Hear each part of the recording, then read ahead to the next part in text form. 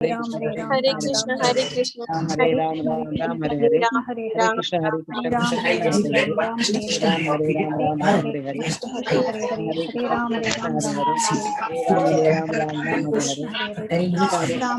हरे हरे हरे राम हरे कृष्ण राम हरे राम हरे राम हरे राम राम राम हरे हरे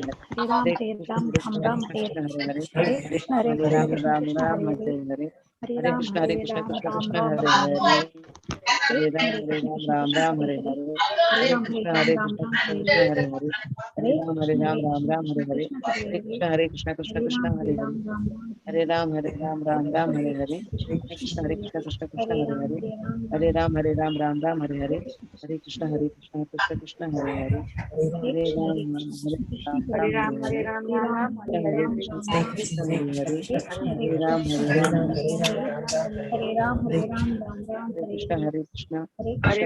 राम कृष्ण राम हरे राम हरे हरे कृष्ण राम राम कृष्ण राम हरे हरे हरे हरे हरे हरे राम कृष्ण राम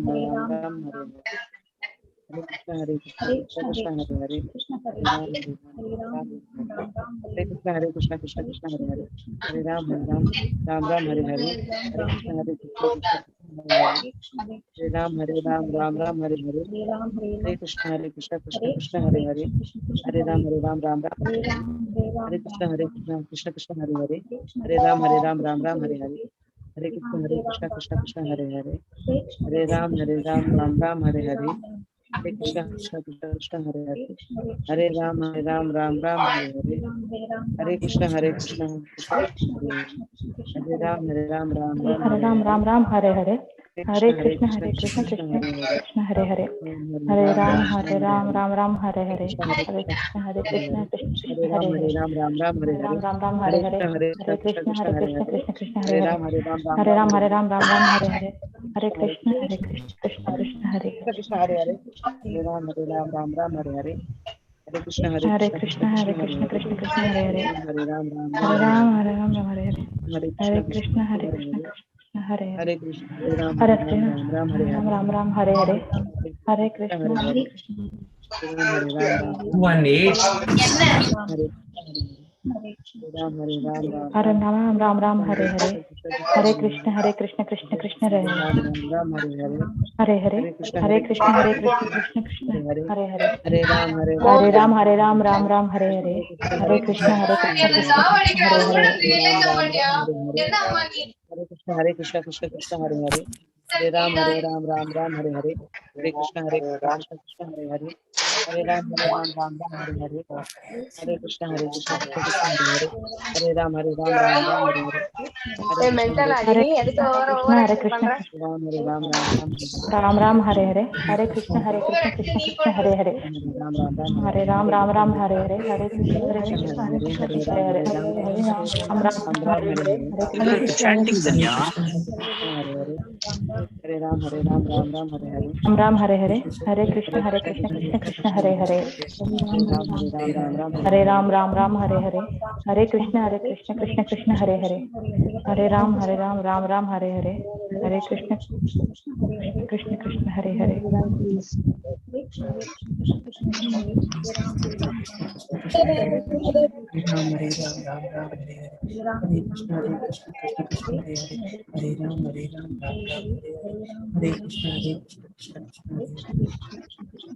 ஆமா நம்ம பேசிட்டு இருந்ததெல்லாம் நான் மியூட்ல அந்த ஆடியோ வேலை சிறப்பு கனெக்ட் பண்ணி விட்டுட்டேன்.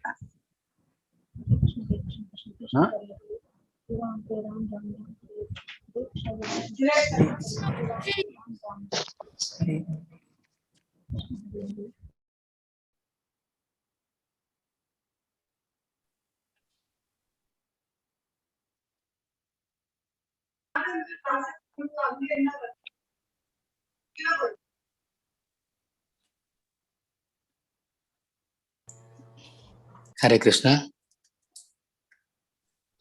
हरे कृष्णा प्रभु जी हरे कृष्णा प्रभु जी हरे कृष्णा हरे कृष्णा प्रभु जी हरे कृष्ण प्रभु जी हरे कृष्णा प्रभु जी हरे कृष्णा हरे प्रभु कृष्णा प्रभु जी हरे कृष्ण प्रभु जी Krishna Hare Krishna. Hare Krishna Prabhuji. Hare Krishna. Hare Krishna, my dear devotees. Hare Krishna, Prabhuji. Hare Krishna. Hare Krishna. It's already 9 o'clock. Shall we Hare start? Krishna, Prabhuji. Hare Krishna. Hare Krishna, Prabhuji. Hare Krishna. Hare Krishna. Hare Krishna. Shrividya Mataji, am I audible? Yes, Prabhuji, you're audible. Yeah.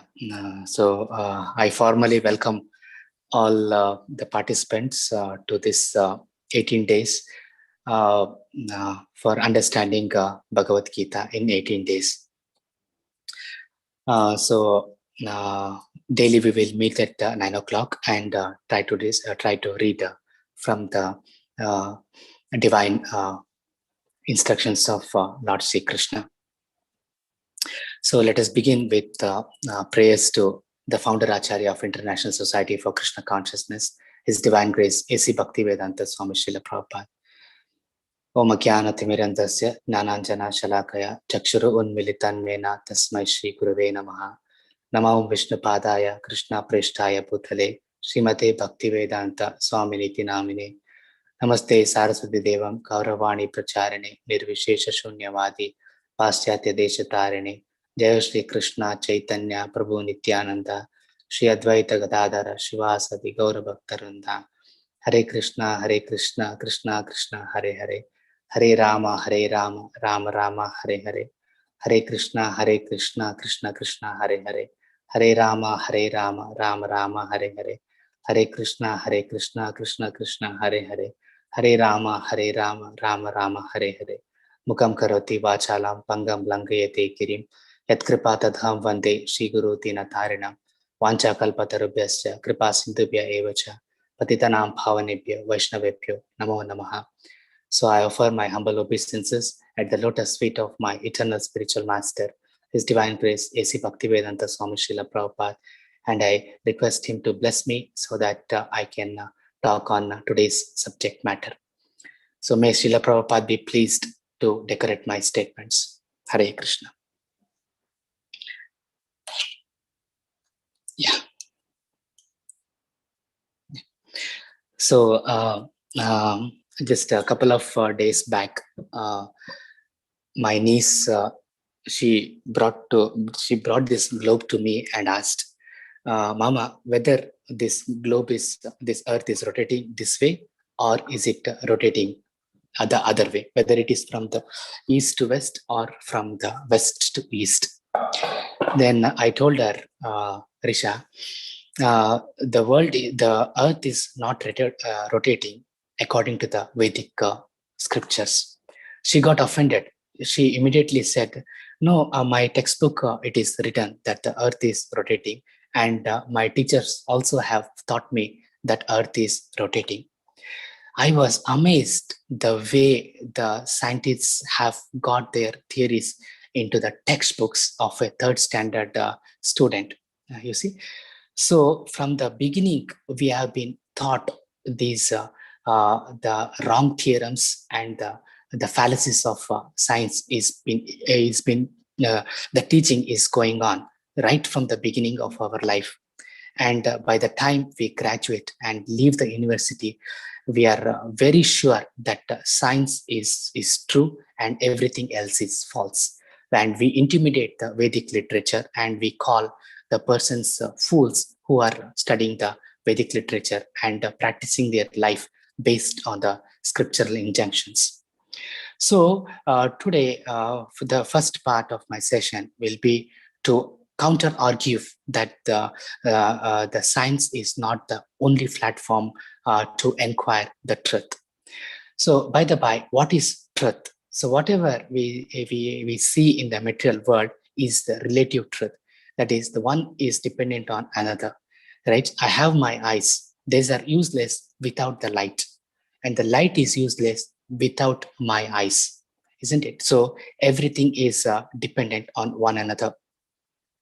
So that truth, which is not dependent on anything else, and that truth which exists independent of everything, is called absolute truth. And That inquiry must be the focus in the human form of life. In no other form of life, we can inquire what is the goal of life. That jijnasa, atatu brahma jijnasa, who am I? And what is my, and who is God? And what is my connection to the God can be elicited only from the human form of life. And we must inquire from the right platform.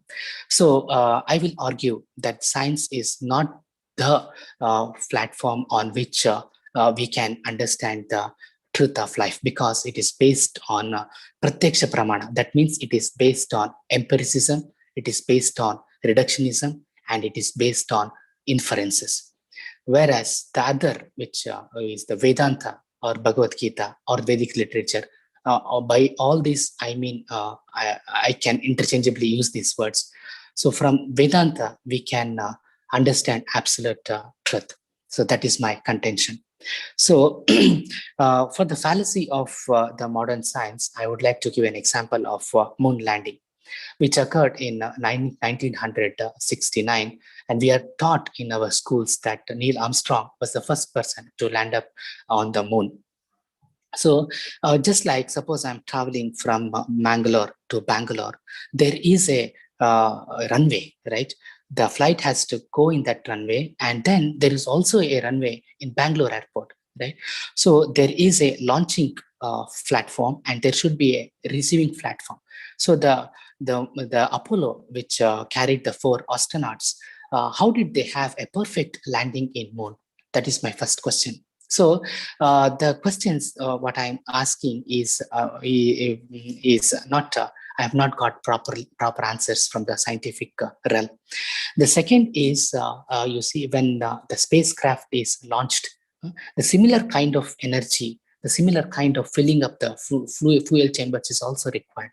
So how come they got it on the moon on the first attempt? And the third point is the Earth has got gravity, and the scientists are saying that the moon also has gravity that is 1/6 of Earth, that is approximately 9.8 divided by 6. So from that gravity, how did they get the escape velocity in the moon, right? And they also say that the moon is vacuum, right? So if there is vacuum, how can something land on the moon? Right? And they said, we have seen the videos of moon landing, and it is showing some dusty area, and they deny that there are any rocks in the moon. But how come they got a stone from the moon instead of dust? So there is controversy as to dust versus stone. And then if you see, there are photographs of these 4 astronauts who was there that time in 1969. There was no cameras with selfies with timers, right? So who else was there on the moon to take their photographs, right? And if you carefully see the photographs, there are 4 shadows. So all the luminaries are this moon, if it derives its light from the sun, if sun is the source, then we should have had only 1 shadow. But how come there are 4 shadows? So this is a perfect studio concept, isn't it? Now, I'm not going to tell you where it was photographed and what happened to the people who photographed it, right? Or what was the political motive behind these things and all. So I'm asking some general questions. The another thing is, there is a Van Allen radiation, which is 200 kilometers above the Earth. So to pass through that radiation, one requires 2 meters of lead covering. And this Apollo chamber was made up of aluminum. So how could they pass through this Van Allen? And also they could come back through this Van Allen radiation. And very interestingly, Neil Armstrong never, he gave an interview after coming from the moon, right? So these are some of the fallacies of one example of the fallacies that we are taught from the beginning of our life. And then I want to talk about the empathy of the modern astronomy. So empathy meaning there is deadlock. There is, just like in India, it is very common there is a circle, and around that there are 4 roads. Sometimes it so happens that neither you can go front in your vehicle, neither you can come back. There is a deadlock. So like that, the science itself has some controversial theories. So I will just so in the first portion I want to discuss this, and the second portion I will discuss about the first chapter of Bhagavad Gita. So yeah, so let me just explain with the globe. So the NASA says that the Earth is round, and it is not only rotating, but it is also revolving around the sun. And they also say that the person who is in the North Pole and the person who is in the South Pole, they see the same set of stars. So how is it possible? Right? From North Pole meaning the person is here, and South Pole meaning the person is here. So it is not possible for both the persons to see the same set of stars. So the theory is controversial there. The second point is, as of today, there is no experiment which is done to find out the rate of rotation of Earth, either rotation or revolution. It is just the assumptions. They're saying that Earth is rotating around 100 miles per hour and revolving around 1 lakh miles per hour. So this is purely, absolutely assumption. There is no experiment at all. Okay. Then there is a scientist whose name is Sagnac. So this scientist, he conducted an experiment, and he said that Earth is not rotating. He said 0 kilometers per hour. That was his inference. So now you may ask, what is the credibility of this Sagnac? This Sagnac person is, he derived an equation which NASA is using to launch its satellites. He's not an ordinary scientist. Now, his observations have been sidelined, and still NASA maintains that Earth is rotating. Right. So the another point is that the person who is in the North Pole, right? North Pole is having 6 months daytime and 6 months nighttime. Right. So if the Earth is rotating, and if I'm standing on the North Pole, right, I also should rotate around the Earth. And so there will be some time that I come, the sun comes behind me, and I should experience darkness. But this doesn't happen. So that goes to say that the Earth is not rotating. So another point is, all the observatories of NASA are in the North Pole. They are not in the South Pole. Everything is pictured. Whatever we get pictures is from the North Pole, not from the South Pole. So, and also the satellites are there. None of the satellites from NASA goes from North Pole to the South Pole. They either go from this direction to here, from this direction to here, or from this direction to here. They form their triangle. So no satellite has been launched till today, which is going through the North and the South Pole. So, so does it mean that they didn't want it they didn't want it a satellite which goes through North and South Pole, or does it mean that the satellite cannot pass through the South Pole? So they know that they cannot pass through the South Pole, and from the South Pole there is nothing there, right? So this was also confirmed by a scientist called Dr. Anant. He is from Bangalore. So he went on the South Pole expedition and found that the Earth, the South Pole, there is ice, and it is not a closing platform. The ice is continuing with something else. So ultimately, his voice was suppressed, and mystically he disappeared. So, so therefore, for these questions, you see, we cannot get the answer from the science, right? So the Vedanta, Bhagavad Purana especially, answers this question beautifully, whether Earth is round or flat. That is a scientific debate, and the Vedanta answers this question beautifully.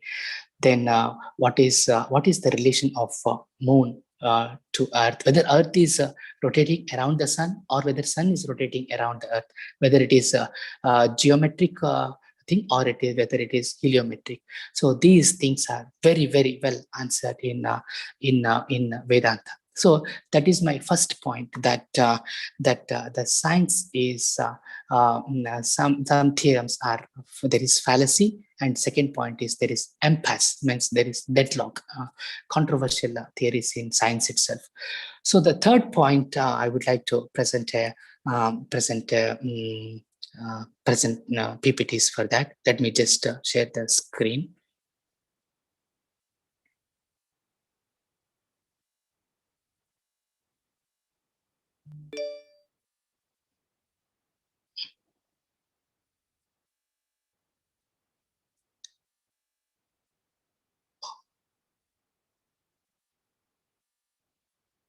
Just give me a minute.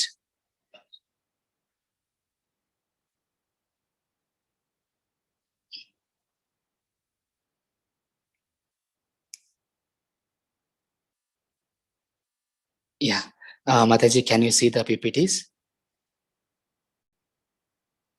Hare Krishna. Yes, Prabhuji, we are able to see. Yeah. Yes, Prabhuji. Yeah. Prabhuji. Yeah. So the third point I'm saying is the science is based on primacy of energy. The energy is most fundamental, and it is neither created nor destroyed. But this fundamental nature of energy is studied as being inert, without any ascribing any meanings to that. This energy is studied. Basically, it is studied in the syntactic form without any ascribing any meaning to this. This is the fundamental fallacy in the scientific realm. I will give an example. Suppose I am seeing a red light, right? So the science is studying to is understanding that red light in the form of its fundamental energy as wavelength. Right? So it is described as, say, 660 nanometers, like that. But I'm having an experience of redness, right? For that experience, the science has no answer, right? The observer is sidelined, and only the matter is studied in the syntactic form. And they say the matter combines in some way, and then the experience is an epiphenomenon. They say that electromagnetic waves are converted into electrochemistry in the brain, and that somehow results in the conscious experience, right? So that is the claim of the modern science. But Vedanta says, no, matter is not fundamental. The fundamental is an information that is fundamental in the world, and matter is an epiphenomenon of that information. So Vedanta differs from the modern scientific world in this way. So we were all taught that fundamentally this material world is made up of 120 elements. We all by hearted this in our primary schools. But are these fundamental truth underlying our experiential universe? That's the question we have to ask. And I quote here from the deliberation of Professor David Tang, who emphatically said that we have told our children white lies in the beginning of 20th century. So this elemental periodic table was put forth by Greeks.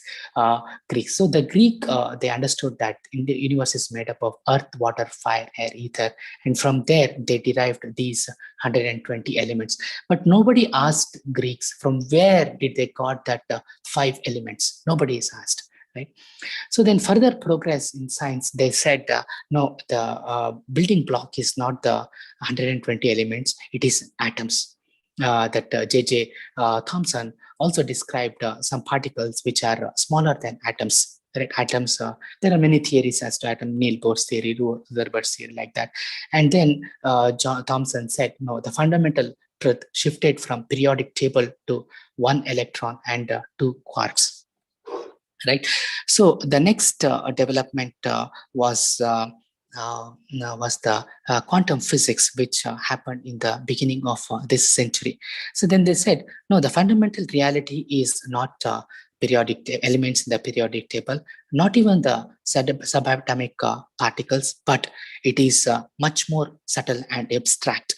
They are fluid-like substances which are spread throughout the entire universe and ripples in a strange and interesting ways, and they are called the fields in the spatio-temporal way, and this is called the quantum physics.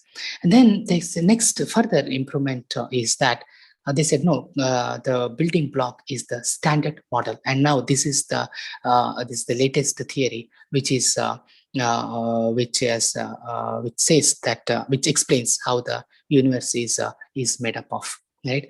So there was recently an experiment done in Geneva, I think, with the collider. They found the 17th field that is called Higgs boson. They called it God particle, and that completes the standard model.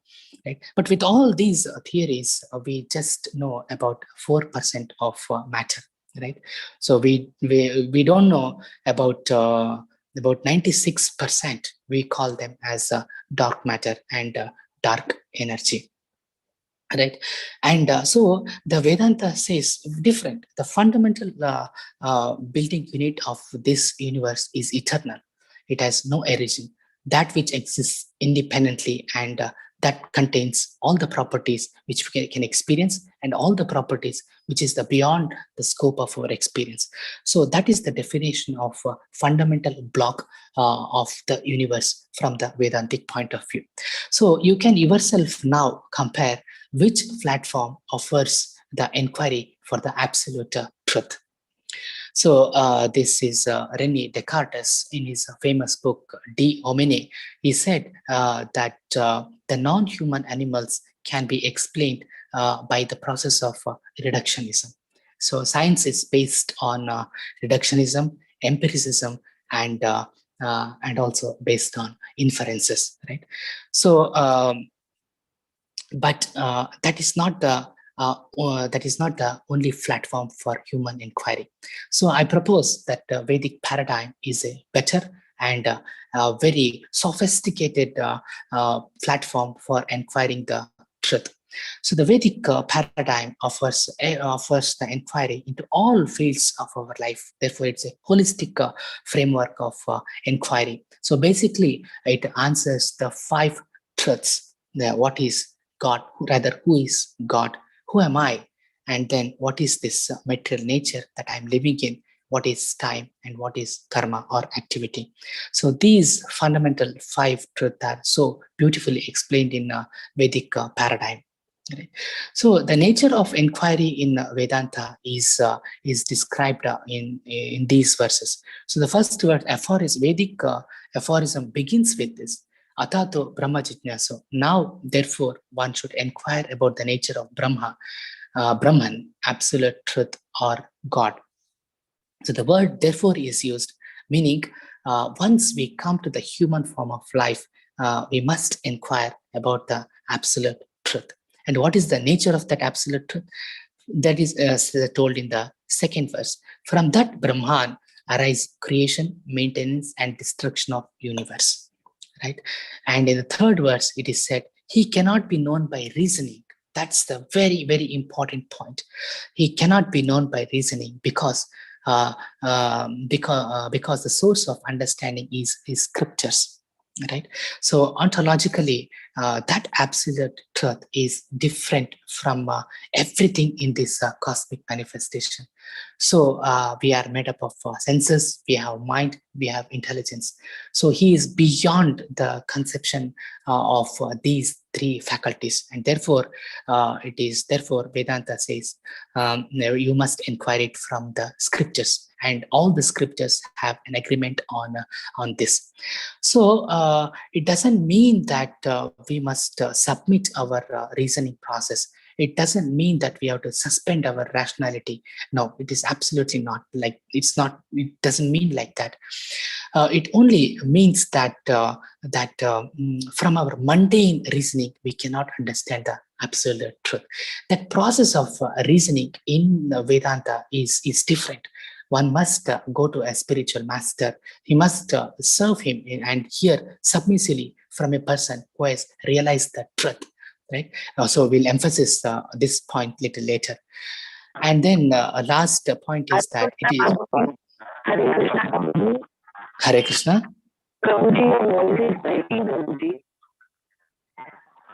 Is it? Now, am I audible? Am I audible now? It's audible, but not clearly because Oh. Some disturbance in your voice, Prabhuji.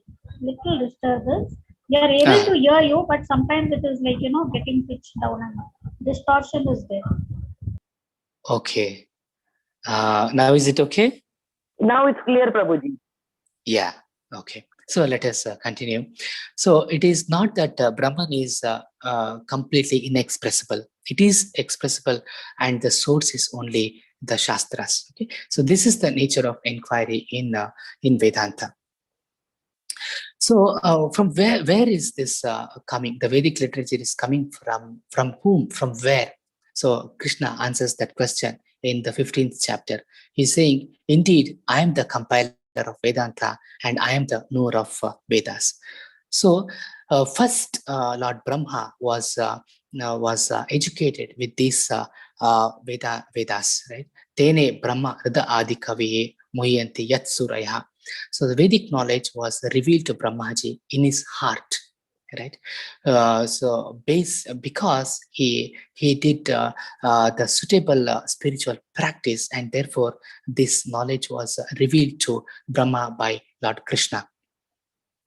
So this knowledge is called Apaurusha. Apaurusha meaning the Vedas doesn't have the 4 defects that a common living entity has, right?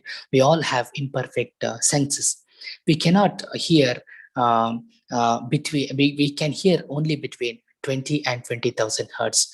We cannot hear the ultrasounds.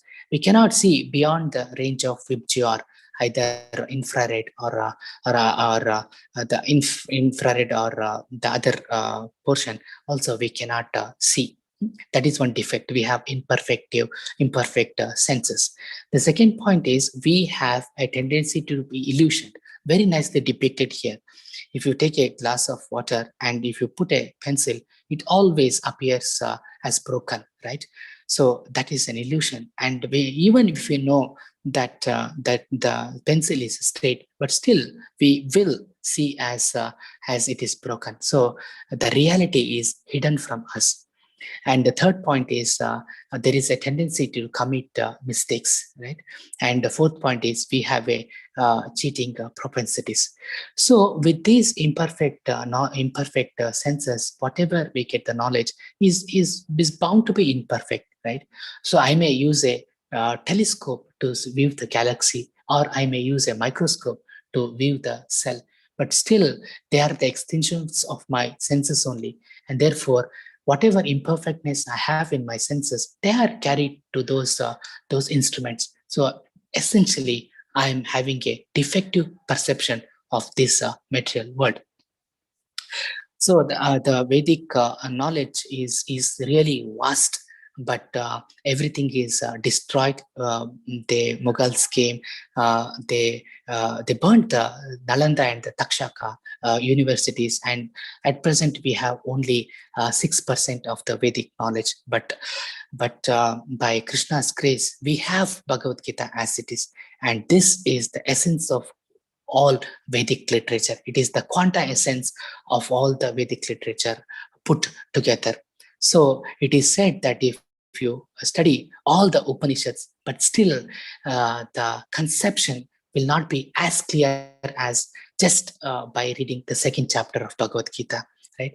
So there's so many things in Vedic literature are very nicely explained in Bhagavad Gita, and the concepts which are not there in Vedas also, they are also accepted, they are also mentioned in Bhagavad Gita by Lord Krishna. So that tells us the importance of studying this supreme holy literature, Bhagavad Gita. So what is epistemology? Epistemology meaning the inquiry into the knowledge, the nature of inquiry into the knowledge, and that was enunciated by our previous Acharya, called Srila Jiva Goswami.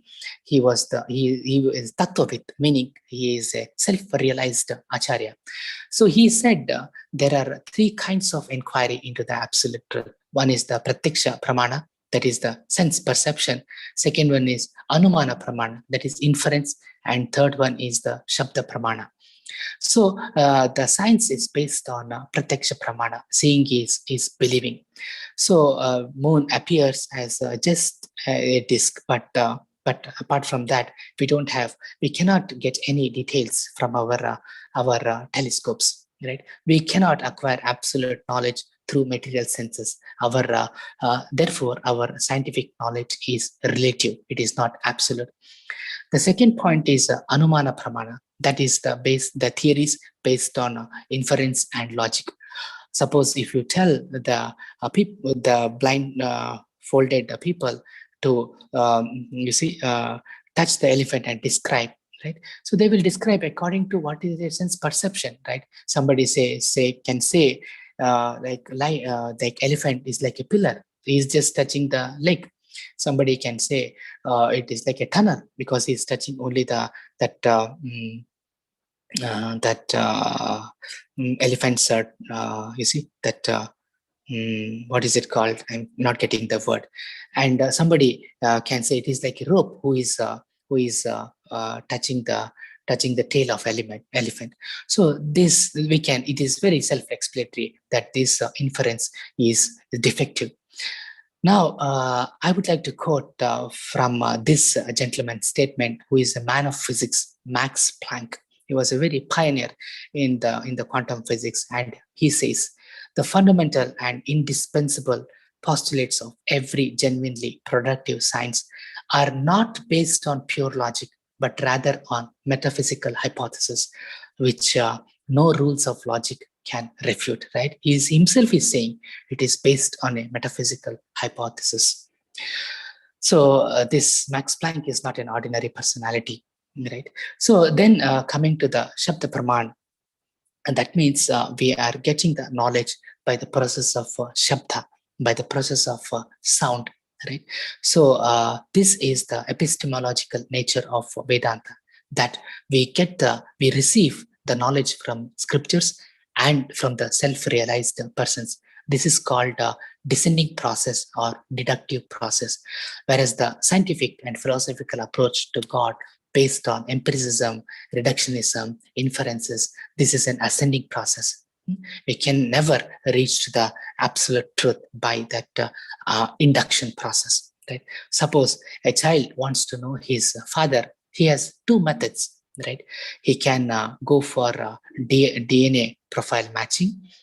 That is one method, right? So some devotees have calculated that it requires at least 800 years to test all the possible fathers in this universe. And then even if you feel you can test it, still 150 to 200 equivocal results you can get it. So by this process of induction, you can never know the truth. There is another way where he can know who is his father, that is simply ask his genuine mother. So this process implies a genuine faith that the child has in the words of his mother. And according to Vedanta, this genuine faith is a deep spiritual quality of life. It is only when we understand that I am very tiny to understand the absolute truth, I must take the guidance from a self-realized person. That is, he is rightly situated. So he will search for a self-realized person and ask him the right question. So when he's asking the right question, he will get the right answer, and then he can lead a life in a right way, right? So, so therefore, you decide whether Vedas are blind faith or it is mere mythological stories. But I have argued that Vedas are how they are authorized. So some amount of faith is required, right? That is there in ordinary way of life also, right? We go to doctors with faith, we go to restaurants with faith, we fly by faith on that particular airlines, and we go to even barber with a faith. Why not have a small faith in beginning in Vedanta, in Vedas or Bhagavad Gita? So therefore, in the next portion, we will see how Vedanta offers a beautiful and higher platform and higher answers to the basic truths of life. So we all searching what is that does this world came into existence because of Big Bang or God. Let us see what science says and what Vedanta says. So I'm seeing my niece studying every day. The world is existing, has come into existence because of Big Bang, and we have evolved from monkeys. So if we teach these to our children, what they will learn, right? So if they learn that this world is come because of Big Bang, they will become atheists. So what is the need for God, right? If we tell that we are coming from monkeys, they will behave like monkeys. No, we are coming from God. We are the part and parcel of God, and we have divine qualities, right? Those things we must learn and we must teach.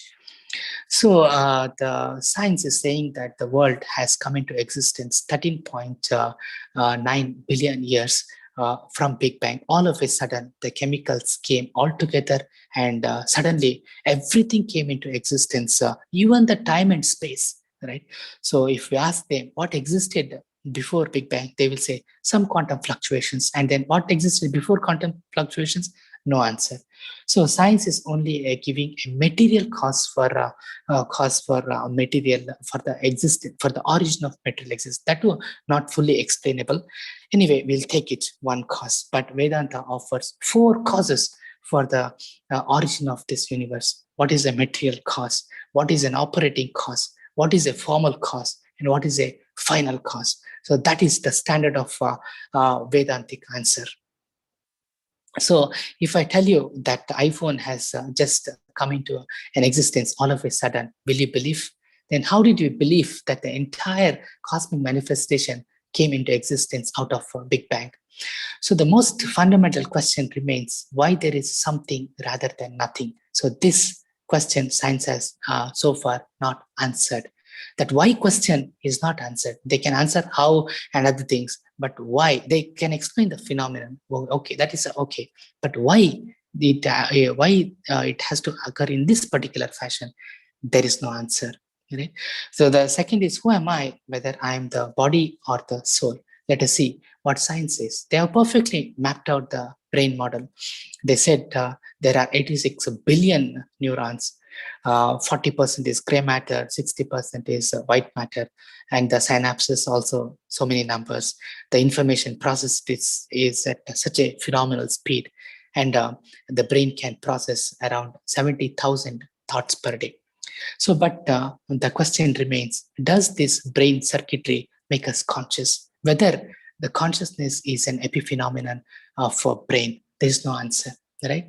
So, there is no, forget the answer. There is no a clear-cut theory as to the biological origin of consciousness. So they themselves have placed this question as the hard problem of consciousness, and it is amongst the 125 questions for which science has no answer. Right? They say the neurons fundamental unit of neuron is microtubules, and that is the quantum fluctuations, and that produces consciousness. But there is no clear theory at all.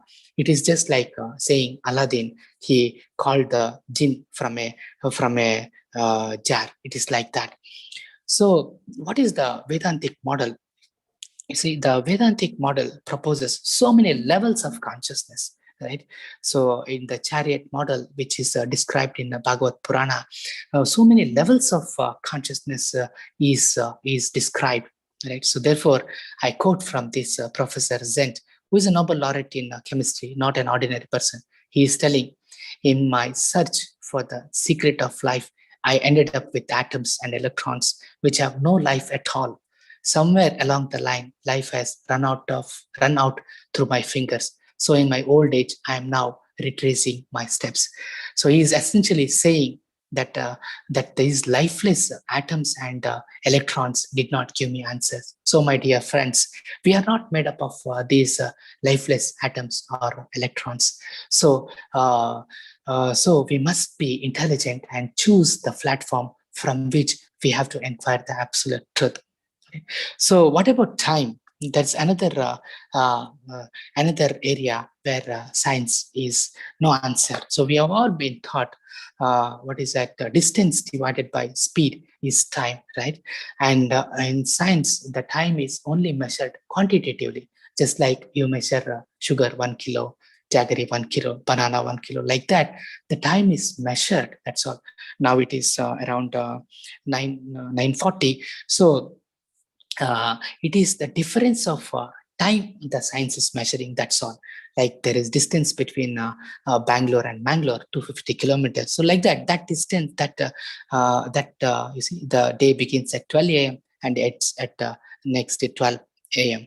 So the difference we are measuring, that's all. But the time is beautifully described in Bhagavad Purana, in Vedantic literature. So this time is an impersonal aspect of the Lord, and it is described as with respect to the motion of sun around the atom. Right? We have no. This atom should not be confused with the modern scientific notion of atom. No, according to Bhagavad Purana, the atom is not divisible and it is invisible. But according to modern science, the atom is divisible to protons, neutrons, electrons, like that. So the Bhagavad Purana, the definition of atom is totally different. So then we ask about nature. So what is this cosmic manifestation? Though science has no answer, they're trying to understand the laws by which the nature is working so that they can manipulate it. Right?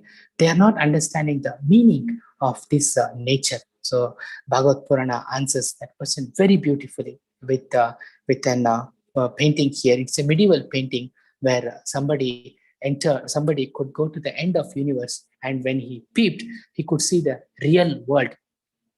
So the science is thinking that this world is real, and they are studying it, and they are trying to manipulate the laws. But Vedanta is saying the world is real, but you are having an impression of that world. You are having a perception of that world. So therefore, this world is described as a phenomenal world or experiential world in the Vedantic philosophy.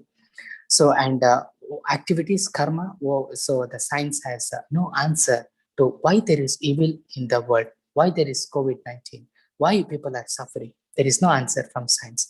They can explain, okay, this virus is attacking, this happens, but why? That is very beautifully answered in Vedanta. That is that there are laws of karma and the modes of nature which govern these cosmic manifestation. So that brings us to the end of my arguments that Vedanta offers a superior and far superior platform to inquire the absolute truth. So am I making any sense? I don't know. You're feeling bored or something. Anyway, let us continue another 15 minutes. I will talk about the first chapter of Bhagavad Gita. So this understanding is very much required that we are. So as soon as we tell people that there is God, they will immediately ask, give me the scientific proof. Right? Science itself is based on fallacies. Science itself is based on assumptions, and itself is based on inferences. So from that false platform, how can you get the truth? So that is my argument. So that brings us to the first chapter of Bhagavad Gita, which is entitled "Observing the Armies on the Battlefield." So I again offer my humble obeisances at the lotus feet of my eternal spiritual master, His Divine Grace, A.C. Bhaktivedanta Swami Srila Prabhupada. I was rotting in this material existence without having known what is my goal of life. And by His divine grace's kind mercy, He enlightened me with knowledge for which I am forever I'm indebted to His divine grace. So what will I get by understanding Bhagavad Gita? So you will get the goal of your life. right? So because we don't know what is the goal of our life, we are going from one platform to another platform, right? From going from one aspect of life, another aspect of life, another aspect of life, because we don't know the goal of life. So who is giving you the goal of life, right? Not yourself, not your parents, not universities, not friends. So your goal of life is given by a person who is giving you life. Then who is giving me the life? Life is given by Krishna. Aham bija pradapita, that Krishna says in Bhagavad Gita. Of course, the body is given by parents, but I am not the body. What animates this body is that spiritual spark, and that comes from Krishna. It's just like you join a company, you cannot prepare your job description, right? The person, you cannot say, okay, I will work in accounts, I will work in HR, I will work as a frontline. No, as a front desk. No, the person who has recruited you will give you the job description. So similarly, the person who has given you life, he will give you the goal of life. Only thing is, we must qualify for that. So Bhagavad Gita is a primary example of giving the goal of life by Krishna to Arjuna. So as you know, this sacred conversation happened 5,000 years back during the patricidal war, which took place between the divine people and the demonic, between the Pandavas and the Kauravas. Right. So metaphorically, this battle is continuing in our hearts, isn't it? So we have a divine voice and we have a demonic voice. So our total personality depends on which voice we nourish most. Right. So, so Bhagavad Gita is not a religious book. It is not a sectarian book. It has universal applications. It is for everybody, right? But it is specifically for a person who is looking to understand the life systematically, who is looking to understand the absolute truth, who is a seeker. So for that person, this Bhagavad Gita has been told, right? So it is a best self-help book. Right? So it can change your life in the sense that it can bring meaning and purpose to our lives. That is what Bhagavad Gita will do, as it is evidenced from Bhagavad Gita that it began with confusion, right? Arjuna's confusion, Dhritarashtra's confusion, Duryodhana's confusions, right? And then in the middle, there was inquiry by Arjuna, and at the end, there was clear as to the goal of life.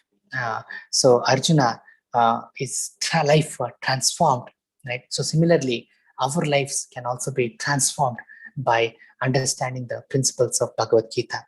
So Bhagavad Gita is like a GPS, which allows us to reach our destination in the shortest way possible and without much of the traffic hassles.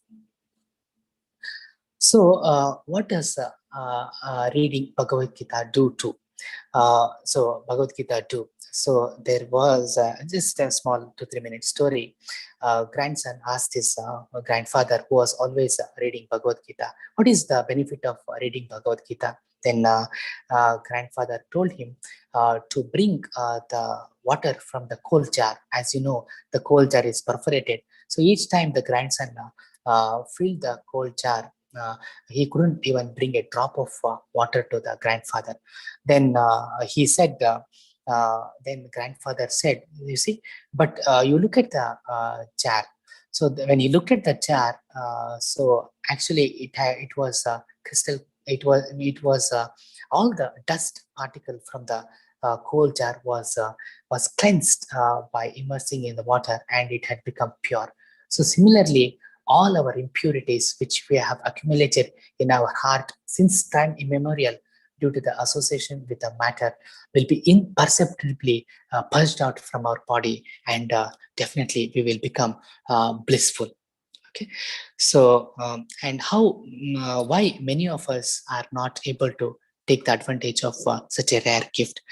So many people I've seen, they're saying, I did not understand Bhagavad Gita. Why? Because this Bhagavad Gita is password protected. may be written in English, Sanskrit, Hindi, Kannada, Malayalam, Tamil. But by just knowing the proficiency of language and grammar of language, you cannot understand the wisdom of Bhagavad Gita, right? So how that is just like example, you cannot understand a physics book which is written in English, even though you may be a PhD holder in English literature. Not possible. There are prerequisites, right? You must be a physics student, and you must approach an expert who is expert in the field of physics, and from him you have to get the knowledge. So similarly, the Bhagavad Gita we cannot understand. We must approach a self-realized soul and hear submissively from him and serve him, and then this knowledge gets revealed in the heart. So generally, in the material world, you see, we gain knowledge first, and then we get the job. But spiritual world, spiritual life works opposite. First, we must serve, we must do the job, then the knowledge is given. So what are the main themes of Bhagavad Gita that I told? That there are 5 things that are basically described in Bhagavad Gita. Who is the Ishvara, Supreme Controller? What is the constitutional position of living entities? What is Prakriti? What is time?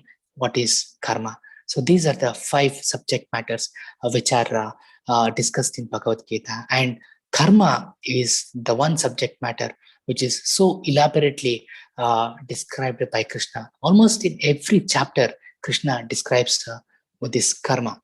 Right. So we will get a logical answers to our question. Right? Does God exist? And if God exists, who is the Supreme Personality of Godhead? Is reincarnation a fact or a fiction? Then what is that happiness paradox? Where will I find happiness? And why do bad things happen to good people? So these are the logical questions that are that will cross our mind at one or another time. So this Bhagavad Gita answers all your thought-provoking inquiries, right? So with this, we'll discuss the first chapter. There is no much time left. So within a short time, I will discuss the first chapter. So the first chapter, we can give an acronym of doubt, right? So the first verse is spoken by Dhritarashtra. So Dhrit means determined, and Rashtra meaning country, who is very attached. So Dhritarashtra meaning who is very attached to rule over the kingdom. It is because of his obstinacy and deep-rooted material aspiration that led to this pasticidal war. So he was behaving like a mafia don and using his sons, especially Duryodhana, as a puppet to usurp the kingdom of Pandavas. So when all the negotiations failed, then the battle became inevitable. So in the very first verse, just let me read the verse. So Dhritarashtra is speaking. Dharmakshetre Kurukshetre Samaveta Yutsava Mamavaka Pandava Saiva Kim Akurvata Sanjaya. Dhritarashtra said, "O Sanjaya, after assembling in the place of pilgrimage at Kurukshetra, what did my sons and the sons of Pandu do, being desirous to fight?" So he was sure that the Kurukshetra place now is transformed into Dharmakshetra because the Supreme Personality of Godhead Krishna was himself present. So he was afraid whether this would influence the mentality of his sons and whether they would compromise with the Pandavas. So that was his confusion and fear. And therefore, he is asking Sanjaya, what did my sons and the Pandavas' sons do when they assembled at Kurukshetra? So immediately Sanjaya replies, "No, don't worry. Your sons cannot be influenced even by the presence of Supreme Personality of Godhead. They are so wretched and they are greedy and they are envious. Don't worry. They are still wanting to fight." So that was Sanjaya's reply.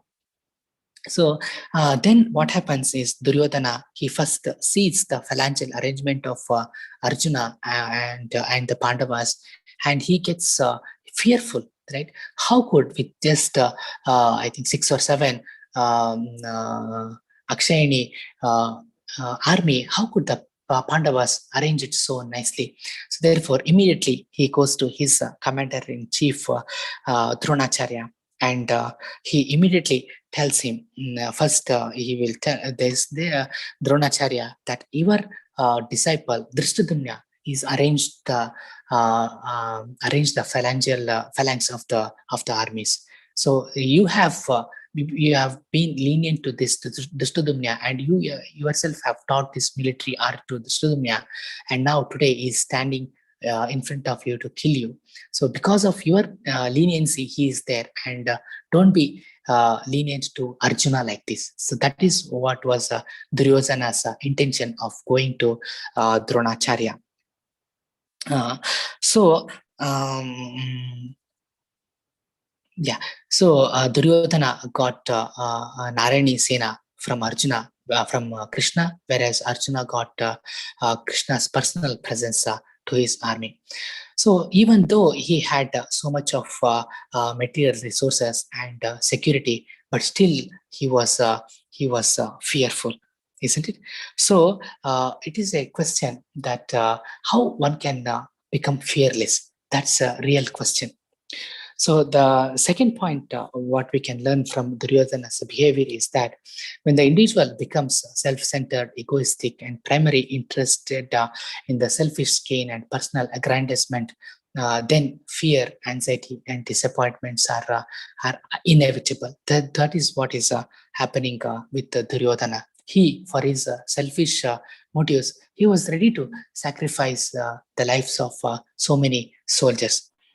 So the two things we can learn here from Duryodhana's consciousness. One is no amount of material security and resources can make us fearless. And second point is that when we become egoistic and self-centered, we are bound to experience such a fearfulness. So in the next portion, we are seeing some of the ominous results which indicate the victory of Pandavas, just like the place itself and the presence of Supreme Personality of Godhead, Krishna himself, right? And the way the army was arranged by Arjuna, and the blowing of conch shells, right? So when Duryodhana was speaking to Dronacharya, so Bhishma could understand the mentality of Duryodhana, and he started blowing his conch shell, indicating his full-hearted support to Duryodhana. So when the conch shell was blown, nothing happened on the Pandavas side. But when the Pandavas, including Krishna, when they blew the conch shell, it was like the Kauravas' hearts were shattered. So this indicates that the Pandavas are going to win this battle. So it is said, Jayastu Pandu Putranam Eshan Janardana. So wherever there is Krishna, the victory is predestined. Right? So in the next section, so here some key messages are there. So you see here, Lord Krishna is Lord Krishna's protection is guaranteed to his surrender devotees. So regardless of whether the worldly odds seem stacked against the devotee. In other words, those who stand on the side of purity and righteousness are always victorious. That Krishna tells in Bhagavad Gita, Name Bhakta Pranashyati. Arjuna, declare boldly that my devotee will never perish. So then we'll move on to the next portion where Sanjaya describes the uncertainties, because now here Arjuna is confused whether his decision of fighting the battle of Kurukshetra is right or wrong. So then he summons Krishna to take his chariot to the middle of army. It is here that the Supreme Personality of Godhead, Krishna, is introduced as a charioteer of Arjuna, right? He is Bhoktaram Ajnasapasa Sarva Loka Maheshwara. So Krishna is the proprietor, enjoyer, controller of the entire cosmic manifestation, but still he is agreeing to become the charioteer of Arjuna, right? See, that is what Krishna, the Supreme Personality of Godhead, is. So he has allowed a loving relation between himself and his devotees, and that relation is very relishable. So some of the other, we have forgotten that loving relation with Krishna, and we are struggling in this material existence since time immemorial. So now it is the time to be intelligent and establish our relation. Rather, the relation is there with Krishna, just to revive that relation, loving relation with Krishna. So the key message here is the Supreme Personality of Godhead is willing to accept a menial position for the pleasure of his devotees. So just like the devotees are inquisitive to serve Krishna, Krishna is also looking an opportunity to serve his devotee. So Krishna is not an autocrat ruler or an order supplier, right? He is like our loving father. So rather, he engages in various loving exchanges with his dear devotees, and he descends in the material world to attract our heart to his loving pastimes, right? And every dharma, every yuga, he comes to establish dharma and to speak Bhagavad Gita. So we can learn one more point here from Arjuna. See, you see, in this intense situation also, Arjuna took some time to reflect upon, right? He did not start the battle of Kurukshetra immediately. So therefore, life may be cramped with responsibilities and there may be so many pressing issues, but we must take some quality time out to really introspect within us as to what is the purpose of my life? What is the meaning of my life? Who am I? What am I made up of? So therefore, we must come out of the chronic disease of no time, right? So we must make a quality time for spiritual emancipation. So in the next portion, Sanjaya describes some of the bewilderments of Arjuna, basically 4. I will not go into the details. So these bewilderments were because of lack of understanding the spiritual identity in Arjuna. Actually, Arjuna is a pure devotee of Lord. So it's already crossed 10 o'clock. I will just take another 5 minutes. Please be connected. So because Arjuna apparently had forgotten his relation with Krishna, and he had also forgotten the critical purpose behind Krishna's instructions. So when we lack all this understanding, then obviously we'll become disturbed and frustrated with the life challenges. So the first reason he quotes is compassion. When he sees his kinsman from the middle of battlefield, he says it could be cruel and heartless to prematurely terminate the lives of so many my relatives and my soldiers. He become compassion. And secondly, he says, even an unrivaled kingdom would bring no happiness to me, and therefore I will not fight the battle. Then he says he's fearful of the sinful reactions that he is going to commit by killing the army. So therefore he says, I'm not going to fight the battle. And then he says, if I kill the elders of the family, then there can be negligence of family traditions. There can be, diversions of women's purity, and there can be a possibility of unwanted progenies. So totally, he says there will be destruction of family traditions, and therefore I will not fight. So at this point in time, Arjuna quits.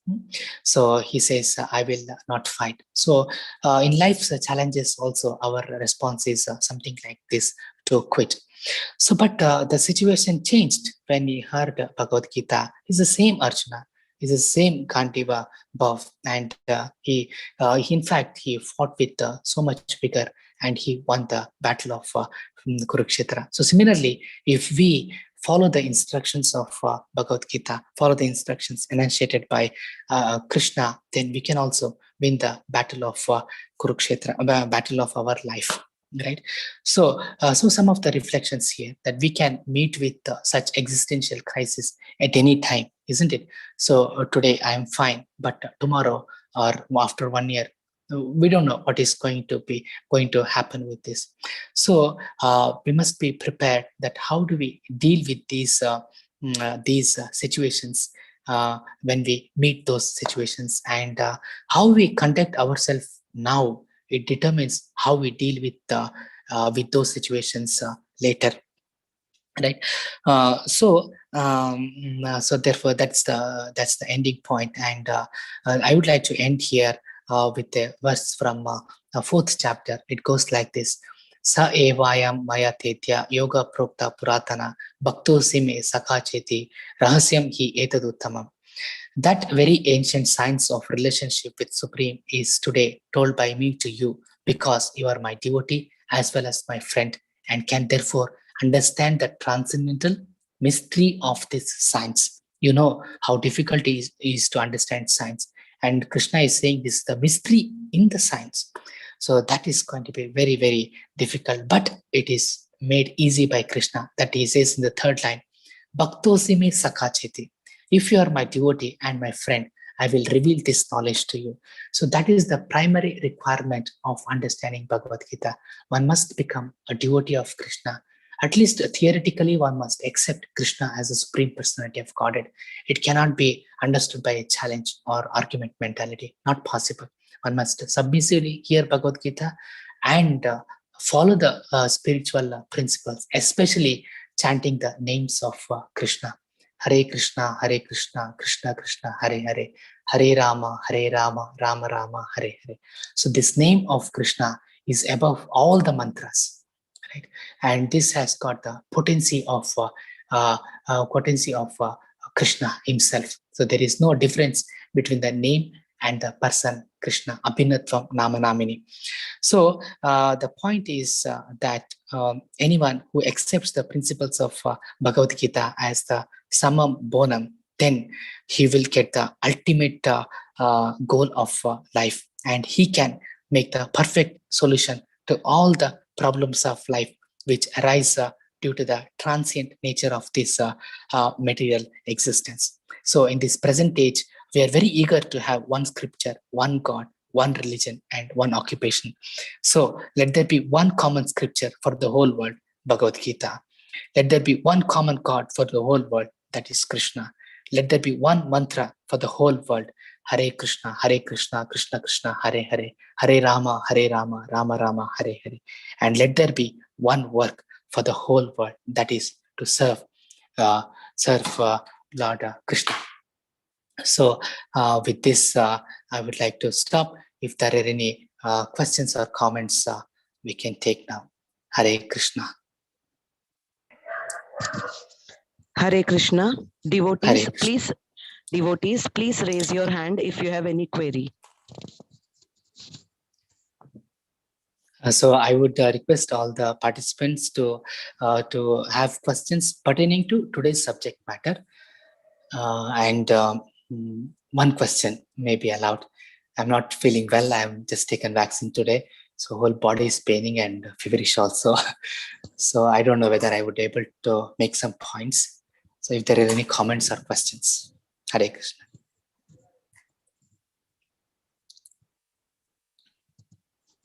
Yes, shall I call out the names, Prabhuji? Yes, Mataji. Yes. Gagana ji, please unmute. Yes. Yes, Namaste, Prabhuji. Hare Krishna. The class went very well today. The more of science fact you told, you were telling like Bhagavad has beautifully explained those facts, but I didn't get what Bhagavad has explained. You explained what science has given the points, but and ended up saying Bhagavad has beautifully explained this process, anything, maybe the earth revolution, rotation, or any of the elements or any topic we spoke today.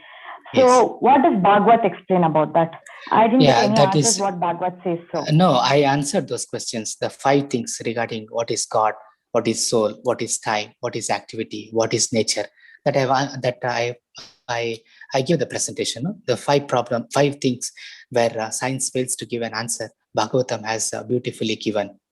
Okay, and these are just I've just given a glimpse, like a trailer in the movie. So if you want to see the whole movie, then you have to study Bhagavatam. Yes, definitely, right? Prabhuji. Right. Yeah, the trailer was too long rather than the movie. I prefer more of we get into the chapters than the trailer. Sometimes, because it was so long of trailer and science facts. Yeah, because of chapter. sometimes to you see advertise the movie, so people may think it's a boring. Spiritual life is monotonous. Spiritual life is dry. Therefore, we have to come sometimes keep the trailer very long to attract the people.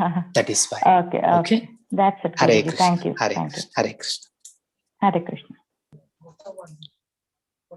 Manoj Prabhuji, please unmute.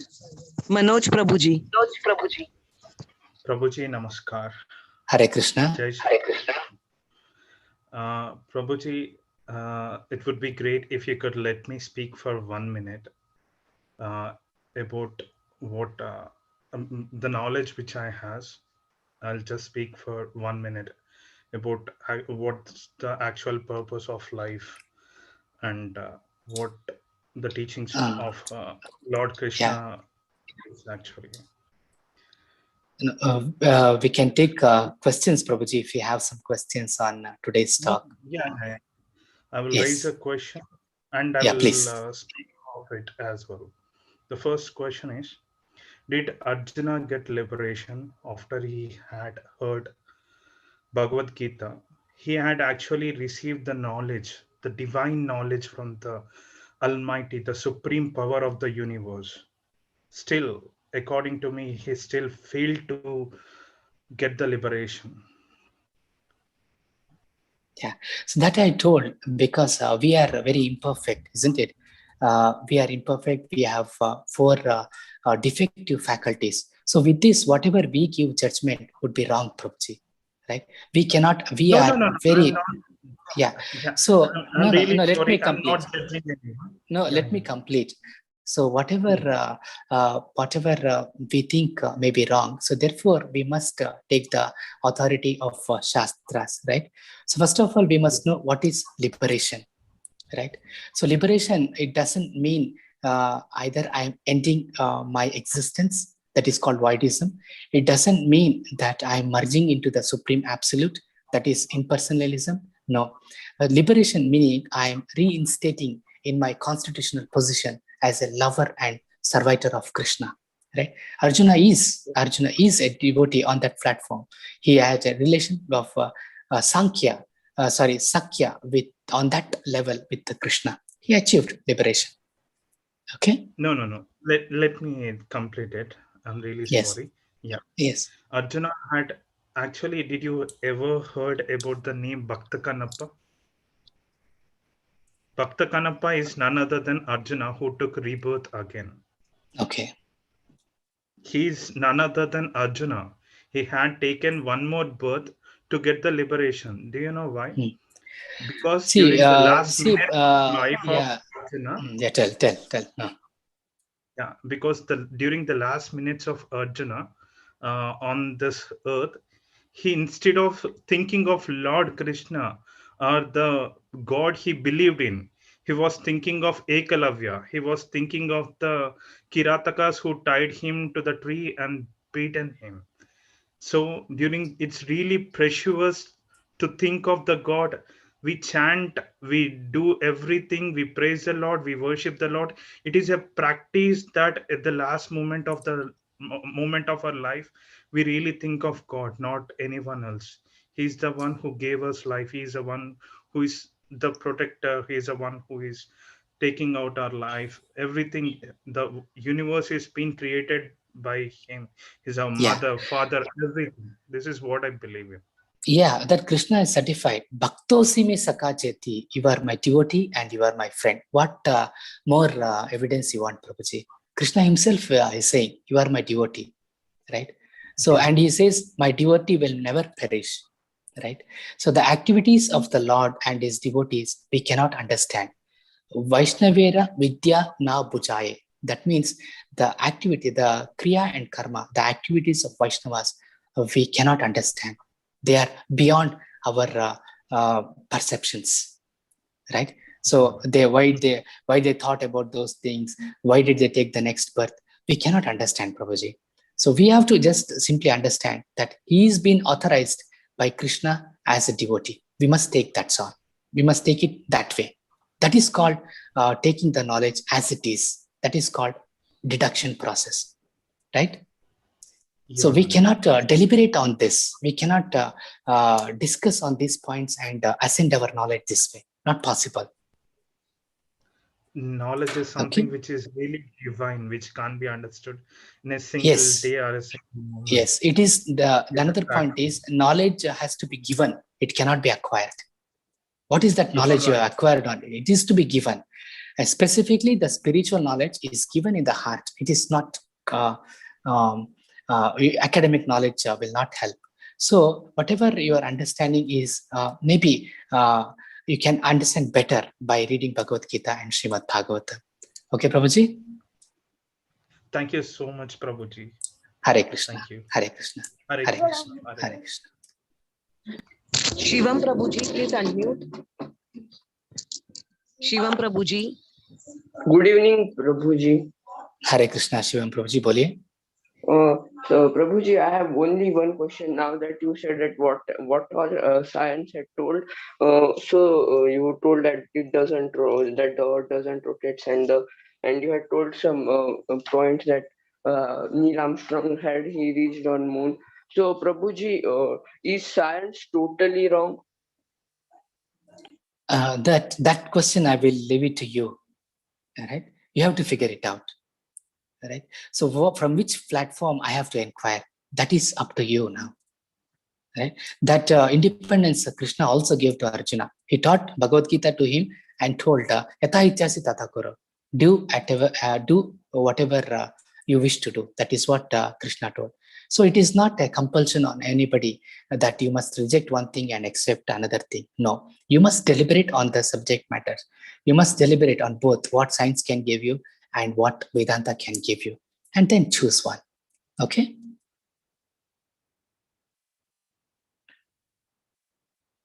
Right, he has got the answer. Next question, Mataji. Ankita Mataji, please unmute. Ankita Mataji. Hare Krishna Mataji. Hare Krishna, Prabhuji. Boliye Mataji. Prabhuji, thank you first of all for the wonderful session today. My question is that it was very knowledgeable to know, how science cannot answer the questions which dharma or the religion can. And I agree to it because when I take a class, I have taught Dashavatar and the story of Brahma and everything to my children. But I wanted to know, all of this is beautiful, but I wanted to know if, just for the sake that, will we be doing the actual shlokas from the Bhagavad Gita in our studies with you for the 18 days? Yeah, subsequently, yes. Subsequent. Yeah, okay. Yes. So the detailed verses we'll be studying at the next level. So there are three levels of understanding Bhagavad Gita. So this is a basic one. There is another level. There is another three levels are there. So accordingly, it is we will discuss. Okay, but yes, Mataji. No. I just wanted to say that it was really good to see, this effort from your end. It was very good, and I think some questions that I have, I think it will be answered through the sessions, I guess. Definitely, Mataji. Dhanyavad, Prabhuji. Hare Krishna. Hare Please Krishna. attend all the classes. It will be of immense help. Right? Thank you, Prabhuji. Hare Krishna. Hare Krishna. Khushi Mataji, ask your query. Hare Krishna. Hare Krishna. Boliye. Thank you for the wonderful session today. Actually, Prabhuji, I had a doubt that you just said that let there be one book for the whole world, and that is Bhagavad Gita. Then what about the Vedas, which are the foundation of our dharma? And there has always been a debate about who is superior and who is not. So how can we just jump on to the conclusion that Krishna is the only one who's superior? Although I'm a devotee of Shri Krishna, but there are lots of people who worship Shivji and etc. So is it that they worship Shivji so that they are wrong, or they'll not attain moksha or whatever? Yes. So the first question is what is the Vedanta and Bhagavad Gita? So as I told you, Bhagavad Gita is the quanta essence of all the Vedic literature. right? The knowledge, you cannot study all the Vedic literature now. Neither we have a Sanskrit proficiency, nor we have time to go through all the Vedic literature, right? But we have time to understand Bhagavad Gita. So Bhagavad Gita, it tells you, can give you knowledge just in 700 verses. It can give you more knowledge. Whole Vedanta put together, Vedas put together, Bhagavad Gita will give you more knowledge. That I told you, if you study the all the Puranas, but still the concept of soul will be clear just if you read the second chapter of Bhagavad Gita. You see, the purpose of the spiritual life is mentioned in Bhagavad Gita, and that is very indirectly mentioned in Vedas, right? That is the one point. And second point is who is superior, right? Krishna says in Bhagavad Gita, 7th chapter, Mataha parataram nanyat kinchidasti dhananjaya. He says there is no superior truth above me, and that nobody has said. Lord Brahma does not say that he is superior.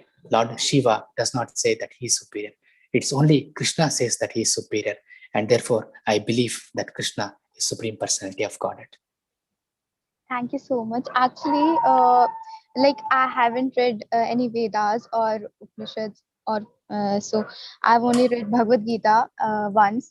So there are lots of people who are knower of Upanishads and Vedas. So they all have different opinions regarding this. They say that I've actually listened to their debates. They say that in Shiv Puran, Shiva is superior, and in Vishnu No, Puran, where does Shiva say in Shiv Puran that he is superior, right? He never Like- said. Parvati, Mother Parvati asks Shiva, you meditate, some people worship you, some people worship me, some people worship Ganesha, some people worship Skanda. What is the real worship? She asks Mother Parvati, and Lord Shiva says, Aradhanam Sarvesham Param Aradhanam Vishnu. He himself says that of all the worship of Vishnu is greatest. Right? So we have to know all these things. Then Okay, we'll so not have any actually, confusion. So I was We will discuss these points in as we reach in 8th chapter, 9th chapter, the demigods come. We can discuss at that point. Okay? okay, sir. Thank you. Right. Hare Krishna. Hare Krishna. Anurag. Next question, Mataji. Anurag Prabhuji. Anurag Prabhuji. Hare Krishna. Hare Krishna, Anurag ji, boliye. Yeah, actually, I had a very simple doubt. Like, there is a science. I cannot call it science. There is astrology, a Vedic part of a Shastra, and on one side we have Bhagavad Gita. Like, my question is, by taking Bhagavad Gita into our life, by adoring Krishna Krishna and Arjuna to the fullest, can we change the destinations which is written, which is destiny which is written in the astrology or horoscopes of every individual, by taking Bhagavad Gita to the fullest in individual's life? Karmana Daiva Nitrena. So we are enacted by karma reactions. But above that is Daiva Nitrena. Above that there is supervision of Krishna. So once you surrender to Krishna and follow the principles enunciated in Bhagavad Gita, Krishna will change your destiny. Right? That he says, Sarvadharman Parityajyam Mamekam Sharanam Vraja Aham Tam Sarva Papebhyo Moksha Savami Masuchaha. Krishna is saying, I will indemnify all your sinful reactions. Don't worry. That is Krishna's promise. Okay. The answer is yes. Our destiny, everything we can be changed if we become a devotee of Krishna. Thank you so much, Guruji. Thank you so much. Hare Krishna. Hare Krishna. Hare Krishna. Neil Prabhuji, please unmute. Neil Prabhuji. Hello, can you hear me? Yes. Yeah, Namaste Prabhuji. I Hare really Krishna. appreciated your, speech. It was really nice. Being a hardcore scientist, I just want to ask you a question that, on what basis you're actually saying that, science cannot answer certain things in life which Veda will answer, which is something I don't agree to it. Though I'm not actually denying anything, the reason behind, I'm also from a very hardcore Brahmin family. I have actually gone through some portion, little portion of the, Vedic science. But I think, that is something which is, not agreeable, because there can be a, outward in approach or inward out approach. Both approaches have its own, plus and minuses. So in my view, even a science can actually give you a complete answer to the life. But the problem with science, I believe, is it is not connecting everything in life in a manner that it could actually reach to common people, because Sanskrit must have, put things in such a coded language that with just one sentence you could actually convey a lot of things about the life. But again, that is something, your views I just wanted to hear. Yes. So the basic approach of science is empirism and reductionism and inference, right? So our faculties are defective, and whatever instrument we are creating by these defective senses will also be defective, right? So my experience can be refined, but still it is defective, right? So now we are studying the cells under a microscope, which is 10 to the power raised to say -8, -10. So at that time, we will see some morphology and philosophy in the physiology in the cell. But what if I invent a microscope tomorrow, which can detail me as to 10 to the power of -15? Then the entire reality changes, right? That is my contention. The science is an evolving process. At this point, this is right. That's all they are telling, right? But Vedanta is not like that. It is telling us what is an absolute truth. Just like we evolved from elemental particles, then elements, then atoms, then field theories like that. The Vedanta is not like that. It is giving you what is the reality, right? So if you use the epistemology of science, definitely you will get a incomplete answer. I'm not denying that science has not done anything. No, this Zoom meeting is an benediction of science, right? So so many advancements we have made, but I'm saying that is not the end. Beyond that also there are questions. The jignasa is there, and that can be answered by Vedanta. That is my contention. Okay, sir.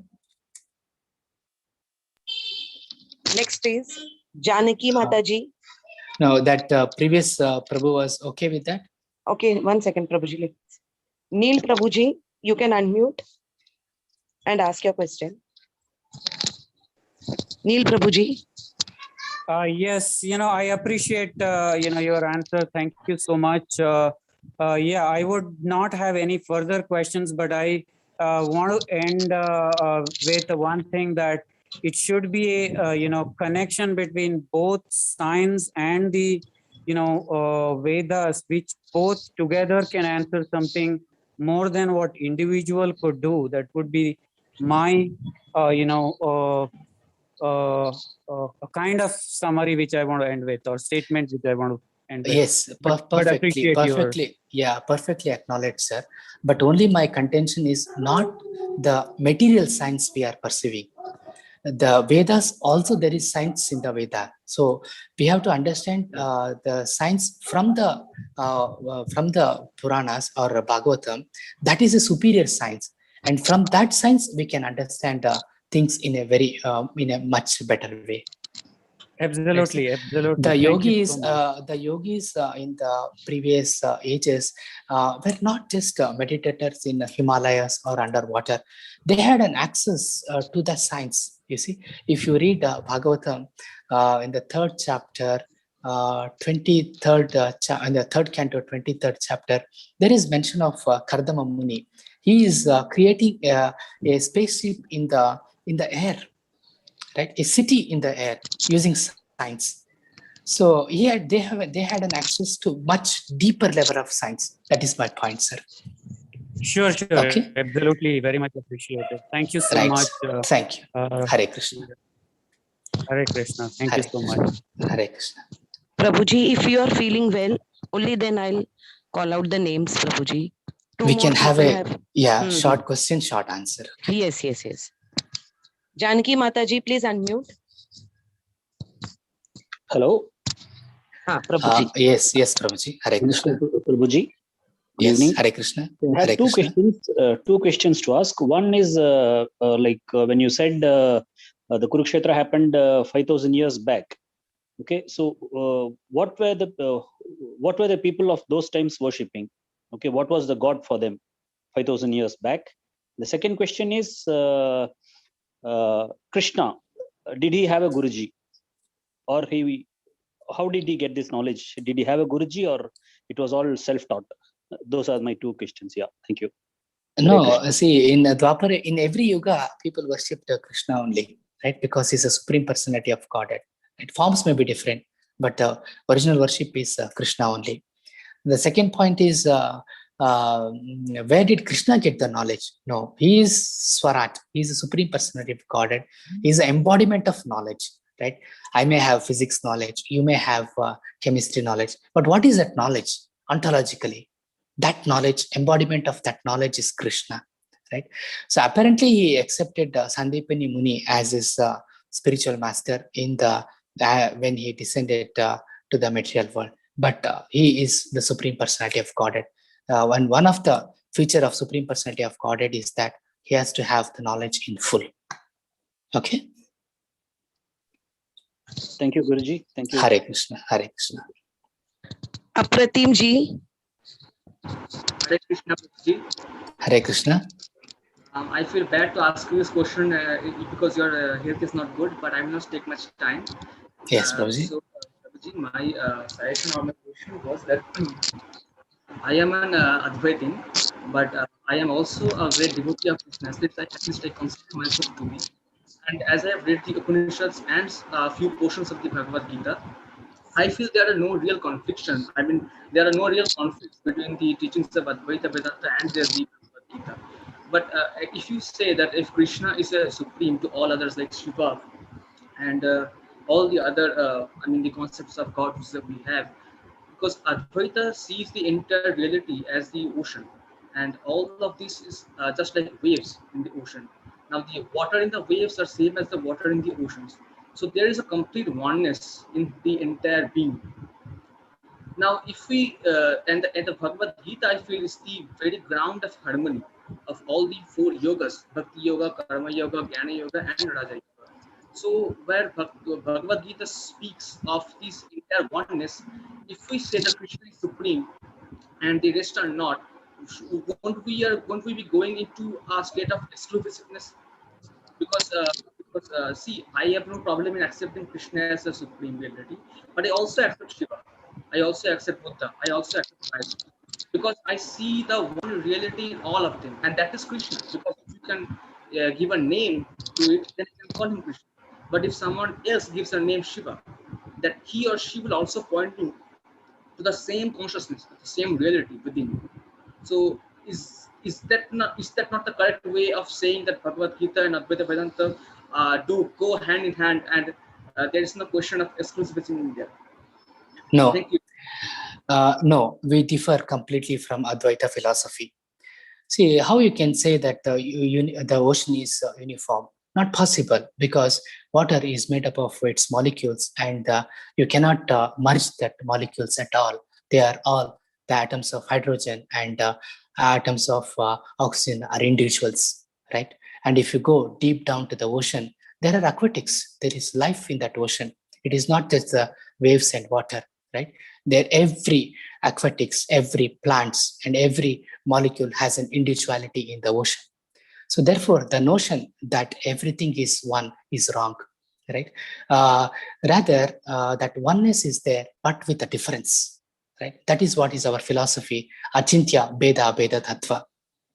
So Krishna is the supreme personality of Godhead, and we are the living entities. So we have a relation with Krishna in quality, but not in quantity. We have the same quality as Krishna, very minute quality, but we are not equal to by quantity. We are not equal to Krishna, right? We are Anu, and Krishna is Vibhu.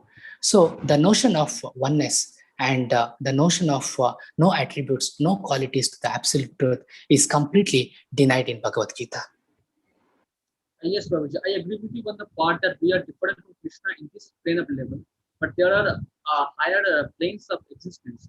Like in this realm of this Maya, we feel the difference. For example, I and a glass of water are different, but the state of existence that I am speaking of is purely non-dual, and we haven't reached the state yet. So that is that because of it we are feeling the difference, and if we stop our seeking for that, if we say that this is the only reality because we believe it, then this is not science and this is not spirituality either.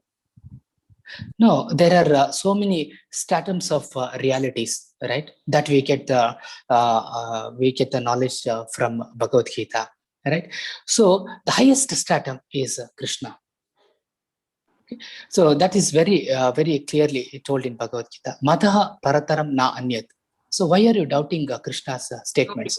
He clearly said that it's the doctrine of the Atman, right, Prabhuji?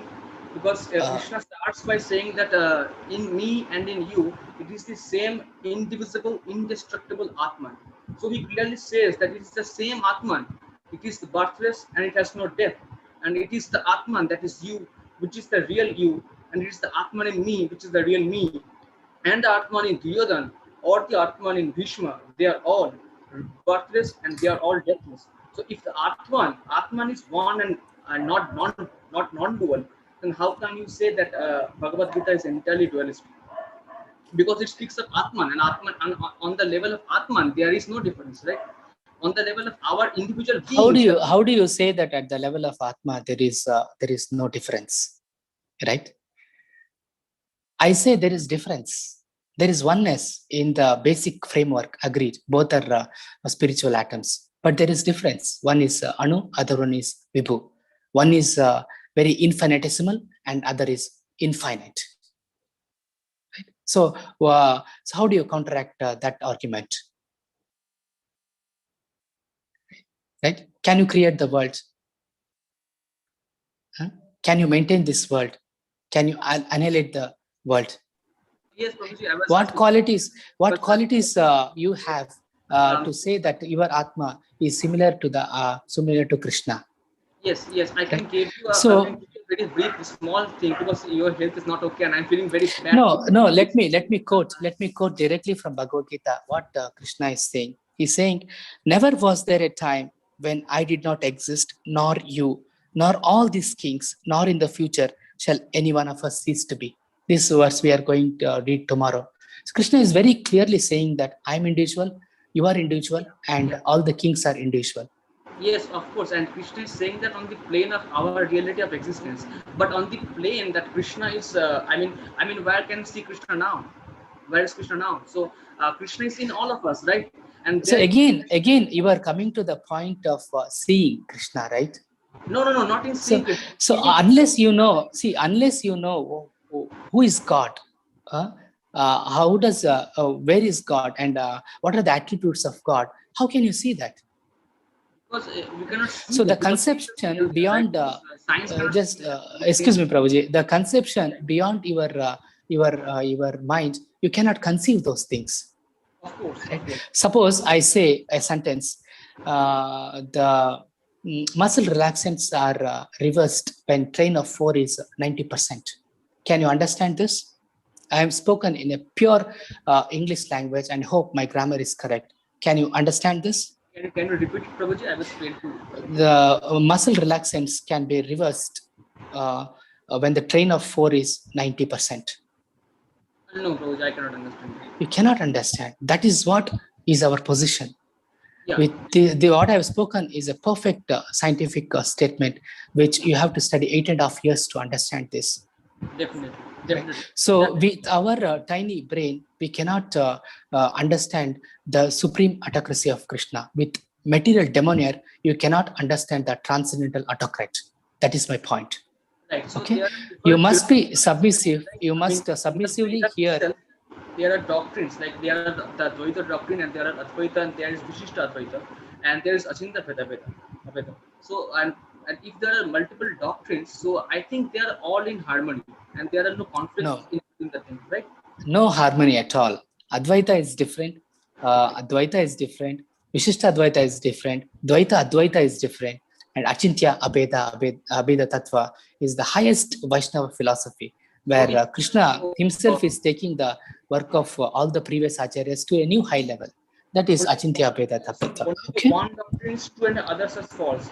Is that right, Prabhuji? No, it is to the time, place, and circle. Prabhuji, excuse me. Apritam Prabhuji, can you please excuse Suhas Prabhuji today as he is not keeping well? You can continue your discussion tomorrow, Prabhuji. Yeah, definitely. Thank you so much for keeping this. Very sorry to interrupt, but then he is not keeping well, so we will end the session now. Of course. Hare Krishna, Prabhuji. It was a very wonderful session. Thank you so much. Right. Hare Krishna. Mataji, shall we end here? Yes, Prabhuji. Okay. Yes. Okay, right. So I thank all the devotees for participating. So tomorrow we will meet for an enlightening chapter from Bhagavad Gita, which is entitled "The Contents of Gita Summarized." Okay. So please chant and be happy. Hare Krishna. Hare Krishna, Anuradha Mataji. Hare Krishna, Srividya Mataji. Thank Hare you Krishna, for, Prabhuji. Take care, thank Prabhuji. you. Thank you for supporting me. Okay. Take care. Okay. Hare Krishna. Hare Krishna. Hare Krishna.